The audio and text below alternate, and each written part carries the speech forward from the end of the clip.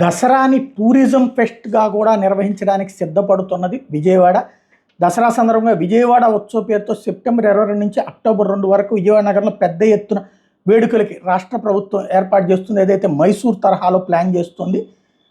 Cinema event management సంస్థ శ్రేయస్ మీడియాకి అప్పచెప్పారట. ఇదంతా కూడా విజయవాడలోని కృష్ణానది తీర ప్రాంతం, తుమ్మలపల్లి కళాక్షేత్రం, గొల్లపూడిలోని ఎగ్జిబిషన్ మైదానం, ఘంటసాల సంగీత కళాశాల, ఇందిరాగాంధీ మైదానాల్లో సినీ, సంగీత, సాంస్కృతిక, క్రీడలకు సంబంధించిన కార్యక్రమాలు 11 రోజుల పాటు నిర్వహిస్తారట.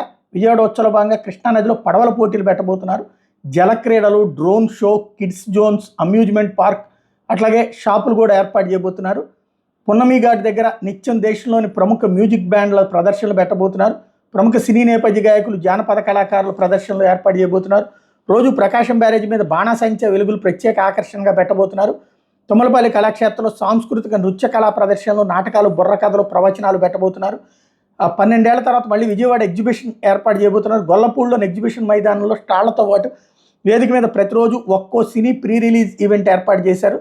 సెప్టెంబర్ 22న ఓజీతో ఆరంభించబోతున్నారు. ఆ తర్వాత అఖండ 2, మన శంకర్ వరప్రసాద్ గారు సినిమాల ప్రత్యేక పాటల విడుదల కార్యక్రమాలు, మ్యూజికల్ కాన్సర్ట్లు, లోకల్ డాన్సర్లు, బ్యాండ్ల ప్రదర్శనలు జరగబోతున్నాయి. రోజు ప్రముఖ సినీ నటుల కార్యక్రమాల్లో పాల్గొబోతున్నారు.